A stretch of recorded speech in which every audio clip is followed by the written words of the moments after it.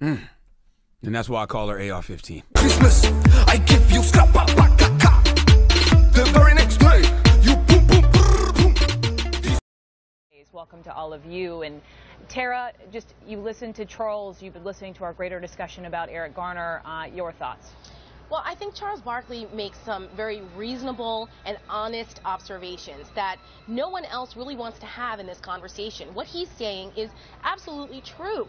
But because emotions have run so high, because you have so many race agitators out there that have a bigger agenda, no one wants to hear the facts of what's going on. No one wants to consider the other mitigating factors that contribute to these circumstances oftentimes. They do not happen in a vacuum. What happened with Michael Brown did not happen in a vacuum. You know, Charles Barkley was honest enough to say that he didn't know some of the facts about Michael Brown being in the car, or the fact that the blood splatter showed that he came back toward the officer, or that there were black witnesses who corroborated Darren Wilson's story. He said, you know, the media didn't really report on those things. Yeah, there's a certain responsibility here to make sure that the facts of what happened went on were told. He told me he didn't want to talk about it until the grand jury decision was made public, because he wanted to read. He said he wanted to read, and he said that's the problem with a lot of our society, that a lot of us jump to conclusions. That's right. And we make up our minds. You make snap judgments, and then you see what it foments this kind of mob mentality where the facts don't matter anymore, and then policy and decisions are made as a result of that, and that's when things become dangerous. And I think with Charles Barkley, the point that he was making, I think is fair. It's a fair and reasonable point to make. Angela, you were shaking your head. Weigh in for me.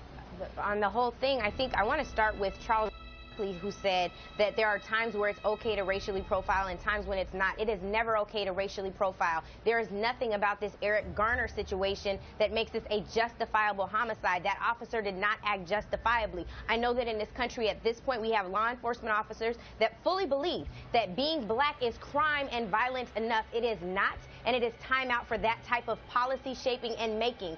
The president spent his Monday with young protesters from Ferguson. He spent his Monday with faith leaders and law enforcement officers and those protesters trying to figure out how we get to yes, how we make this country better for everyone here. Not just for the folks who wear a uniform, but for the folks that they are so-called supposed to be patrolling. It is becoming overtly violent. We have watched this go downhill from Trayvon Martin, when at first it was justifiable because he was just an ordinary citizen who was afraid, and now we see this Mike Brown case, and now Eric Garner. It is getting progressively worse, and it is 2014, and it is long after the Civil Rights Act, and it is time for us to see very, very different consequences. This is over the top. Making all your points, just because I was sitting there with him, Charles said he didn't say it was okay to racially profile. He just said there is some basis in racial profiling because there are some bad apples everywhere. That was what he was We do with terrorism. We do it with terrorism. So, I mean, they're and that's not okay profile either, based Tara. on data. Yes, give me a break. So you think an 8-year-old child should be profiled in, I mean, it's okay for them to be patted down in an airport, or a 90-year-old grandmother? I mean, they profile in Israel for a reason. There's data. There's data behind it. Racially profile anyone. I don't care if you in are high crime areas, there is a reason behind it. No, ma'am. That does not make that. You're exactly right, and you're not making perfect sense. What I'm telling you is that there is if 90% of the crimes are committed by a certain amount of people, then it makes sense to you. Those are the people you're getting your statistics from O'Reilly Factor. I'm getting the statistics from FBI uniform crime report. And even that you should know is self-reported, Tara. That's self-reported data, and as you know, people from police departments. Up to them. So you're questioning the FBI uniformed crime report? No, I'm telling you it's self-reported. Listen to what I said. I heard you. Boys, and you look perplexed listening to this back and forth. I'd love to hear from you. Well, you know, I think that what we have to start off with is we have to realize what message we're sending with this non-indictment in both cases. Basically, with the Eric Garner case, what makes it so incredulous is that we're basically saying that you can kill a black man in broad daylight with dozens of witnesses on camera and not even have a trial. Not a conviction, not even have a trial. I mean, what kind of message does that really send, particularly to young black people? Because you can't get into this whole idea that, oh, he was a criminal, he might have been selling stolen cigarettes. Obviously, we know that that's not worth the death penalty. But then also, you have to ask yourself, okay, this interaction, it did go bad, but racial profiling is where it all began.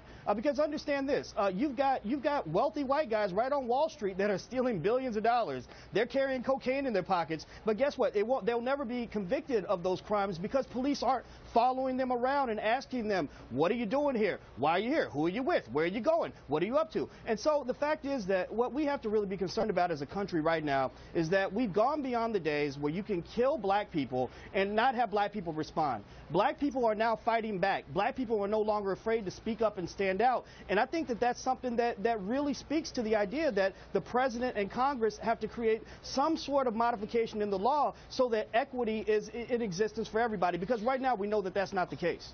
But where's all this righteous indignation with all of the black-on-black violence? And this is very important. So you say Black Lives Matter. Don't know you want me. This is the truth. Where these riots and where is this righteous indignation with the kids that are mowed down in Chicago every day or on the streets of LA or here in New York and Brooklyn or South Bronx? Where are the marches there?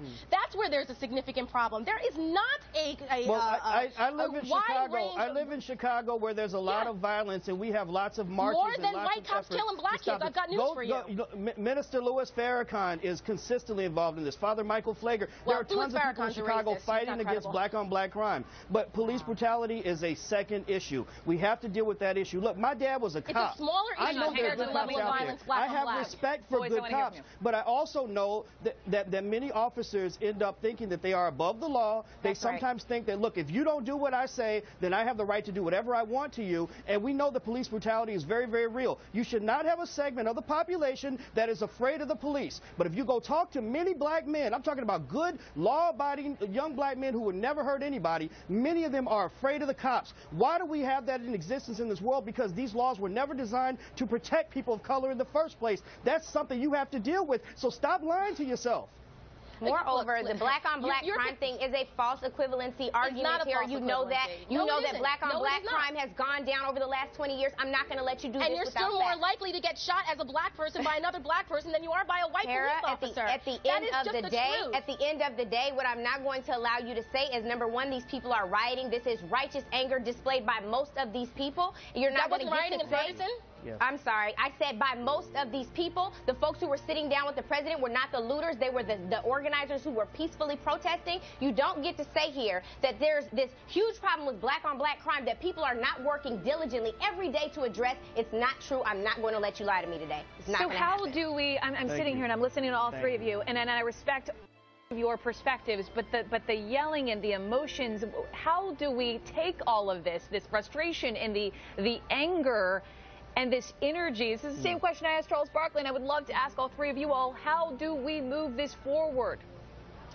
Well, we need to have an if you want to understand the emotion, right. Go ahead, boys. Exactly. Go ahead, boys. You have to be honest, and if you want to understand the anger and the outrage that I'm seeing everywhere, just imagine how Americans felt right after 9/11. Think about this. If somebody's killing your children, what parent, what human being is not going to react emotionally when they know they can't send their child to the store for Skittles and iced tea without some possibility that they're going to come back dead? That is a very serious reality for so many black families in America. So, I would say this, that good cops that are out there, they want to deal with this problem as much as the rest of us do, because we don't want to live in a society where everyone's afraid of the police, where everyone hates the police, where black kids grow up thinking the police are all bad. But if you don't deal with this, if you continue to turn a blind eye to all these homicides, then you're going to have what actually could become a race war on your hands. We've got to be very, very careful. Christmas, I give you scrap, the very next day.